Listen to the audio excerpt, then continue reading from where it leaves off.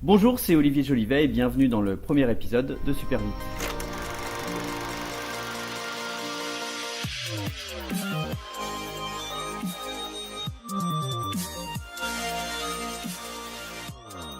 Il est un personnage à part entière, à l'image de ceux qu'il incarne dans son premier spectacle solo, Quand je serai grand, mise en scène par Anne Plumjo. Olivier Jolivet nous propose un questionnement fondamental sur l'identité et la quête de nos rêves au sein du théâtre de Saint-Laurent-de-la-Plaine. En fait, c'est le parcours d'une personne qui n'est pas très sympathique, qui privilégie l'argent avant tout. Voilà, il a 35 ans. Sa mère, à la base, est décédée. Hein, c'est pas très drôle au début. Enfin, si, c'est drôle, mais le fond n'est pas si drôle que ça. Donc, sa mère est morte. Ça tombe bien, il l'aimait pas forcément. Mais elle lui avait laissé un petit mot chez elle. Et un petit mot pour lui. Et ce petit mot va l'emmener à retrouver le passé de sa mère.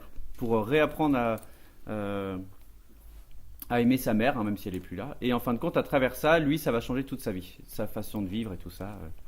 C'est un petit parcours dans le passé de sa maman. Donc, il y a plein de personnages qui interviennent et je fais tous les personnages. Certains sont complètement loufoques, donc d'autres sont un peu plus attachants. Voilà. Le message principal, c'est quoi de cette pièce? Je crois que c'est écouter l'enfant qui est en nous, parce que l'enfant, il a des rêves. Et même si on n'arrive pas à les réaliser, je pense qu'il faut tout faire pour aller au bout. Le but, c'est ça. D'accord. C'est de s'écouter. Écouter ce qu'on a envie de faire dans la vie. Qu'est-ce qu'on veut faire de soi, qu'est-ce qu'on veut faire dans sa vie. Vous pouvez baisser votre vitre si vous... La vitre, vous pouvez la baisser parce que je peux pas parler là, ça sert à... Alors la pièce n'est pas autobiographique parce que ma mère va très bien, hein, tout va très bien. Mais évidemment il y a un peu de moi, il y a un peu de... Parce que tout ce qui est artistique, ça berçait déjà toute mon enfance. On est tous... chez nous, l'art a une place énorme voilà, au niveau musique, au niveau danse, au niveau théâtre. Voilà. Donc oui, moi forcément moi ça a toujours été une évidence en fait, le fait de monter sur scène ça a toujours été une évidence pour moi, je me souviens pas m'avoir dit un jour tiens j'aimerais bien faire ça. Non, ça a toujours été comme ça. Je sais pas où tout ça va m'emmener, même ce que je fais en dehors, hein, je fais pas que ça, je fais aussi beaucoup de mise en scène et tout ça. Je me pose pas de questions, je veux juste vivre de mes rêves, donc je vis actuellement de mes rêves. Si mes rêves m'emmènent encore plus loin, tant mieux, hein, c'est formidable. Si ça reste à une dimension relativement modeste, c'est très bien aussi parce que j'ai envie. Et vivre de sa passion, c'est quelque chose c'est un luxe aujourd'hui.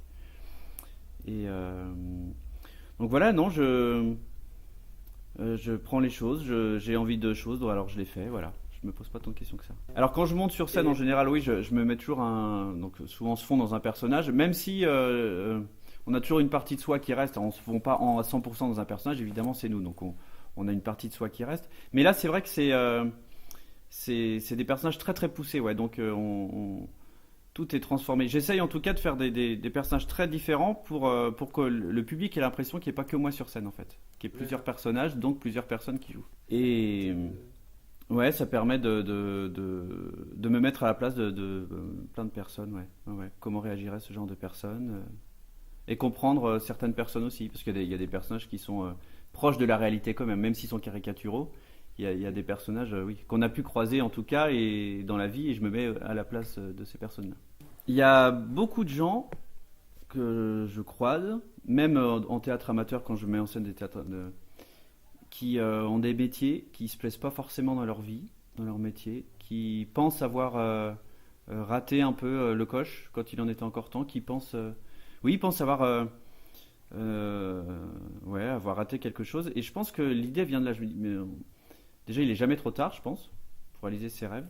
Et c'est vraiment ça. On a l'impression que les gens, ils rêvent plus, ils osent plus rêver, donc ils sont dans des métiers qui sont pas forcément les métiers dont ils rêvaient avant. Enfin, et l'idée, c'est un peu ça, c'est de me dire, mais donc tout ça, ça se matérialise avec une seule personne qui est Pierre Martin, la fameuse personne. Et l'idée, c'est vraiment ça, de me dire, mais est-ce que on peut réaliser ses rêves? Est-ce qu'on peut se sortir de la vie qu'on mène? Est-ce qu'on peut changer de vie? Est-ce que tout est possible? Oui, je pense. Faut essayer en tout cas. Le principal, c'est de ne pas avoir de regrets, même si on n'y arrive pas, faut essayer.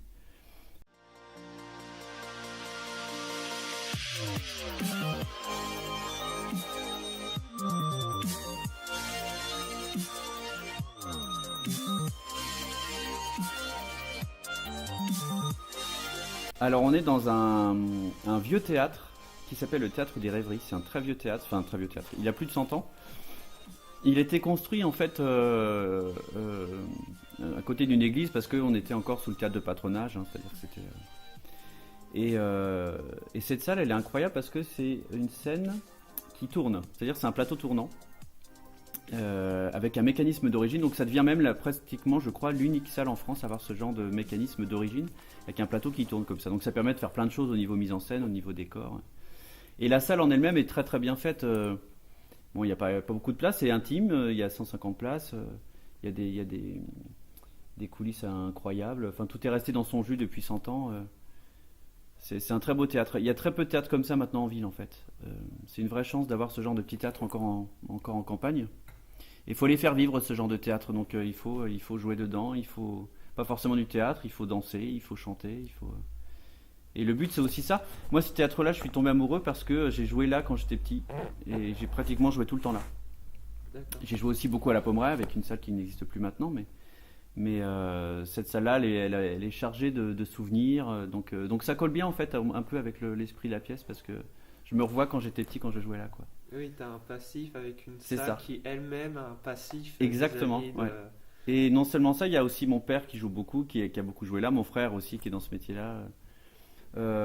C'est pas un combat, c'est des idées qui s'échangent, des émotions en fait. C'est une arène d'émotions. Voilà, en gros c'est ça. Que ce soit dans le rire, dans la joie, c'est une arène d'émotions. Et on peut jouer avec ou sans message derrière, mais il y a toujours cette espèce d'arène. Et puis voilà, on se lance en plus dans le sans filet quoi. Il y a cet aspect-là aussi de spectacle quoi. Plaf, sans filet dans l'arène, on n'a pas le droit à l'erreur quoi. C'est quelque chose qui nous dépasse complètement en fait. C'est une joie. C'est pas forcément. Souvent on se dit on a envie de reconnaissance, donc on monte sur scène pour être applaudi. C'est pas vrai. Enfin moi en tout cas je le ressens pas comme ça. J'ai du mal à expliquer cet attrait comme ça d'être sur la scène et peut-être pour dire des choses, oui sans doute, mais c'est aussi pour rendre les gens heureux, pour divertir les gens, pour leur couper de la réalité un peu. Voilà. C'est très particulier. On a du mal à définir. Un spectacle pour moi est réussi quand les gens se sont coupés de la réalité pendant 1h30 quoi. Parce que. Et que la magie est opérée, quoi. Ouais, voilà, c'est ça. Ouais. Donner de la magie, mais c'est valable pour le théâtre comme pour un spectacle de danse, pour tout ce qui est artistique, quoi. C'est ça la magie de l'art. C'est de faire passer un message qui est différent. Ouais. Sous une forme différente et puis après les gens prennent ce qu'il y a à prendre ou alors voilà. Enfin, de toute façon le public fait ce qu'il veut. Après on propose quelque chose et le public fait ce qu'il veut avec quoi. Et puis on t'entend rire tout de suite. Faut vraiment que tu te mettes dans l'idée, t'as pas le temps. Mais qu'est-ce que tu fais là, quoi? La première étape elle va se faire ici. Oui. Parce que j'y tiens, c'est là où, comme j'ai dit tout à l'heure, j'ai grandi, oui, quelque part, une partie de moi a grandi. Donc là, je vais me roder ici, et après, le but, c'est de faire tourner la pièce, quoi. Alors, je sais pas, peut-être sur plusieurs mois, sur un an. C'est de la faire tourner. J'ai la chance d'avoir déjà un passé avant dans le théâtre, donc il y a des gens qui vont m'inviter aussi dans certains théâtres. Donc voilà, j'espère le faire vivre, en fait, le faire évoluer aussi, et le faire découvrir, quoi. Le but c'est ça. Après, quel que soit l'endroit, je m'en fiche. On verra. Je vais aller là où il faut aller. Je vais donner une chance à ce spectacle en tout cas, ça c'est sûr. Ouais. Ça je vais pas le laisser. Parce que j'ai fait beaucoup de spectacles aussi où je sais que j'aurais pu aller plus loin et j'ai arrêté. Peut-être par peur aussi. Et puis aussi par manque de temps parce que je fais beaucoup de choses au niveau théâtre. Hein, donc, et celui-là j'ai envie de le laisser. On a envie, parce que je suis tout seul sur scène, mais il y a aussi la metteur en scène, Anne Plumejo, qui est comme ma sœur, hein, parce que je la connais depuis tout petit, puis on est vraiment sur la même longueur d'onde. Et tous les deux, et même tous les trois avec le technicien, on veut vraiment pousser ce spectacle loin. Bon, alors loin, je sais pas où c'est, loin, mais on va le pousser en tout cas. D'accord. Et donc ma dernière question, je vais encore rebondir sur le titre de la pièce.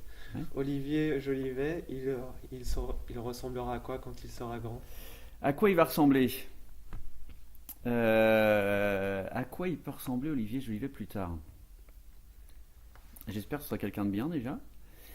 Quand il sera grand, j'espère que il restera toujours un enfant. J'espère. C'est beau. Oui, c'est magnifique. C'est beau, c'est bien dit.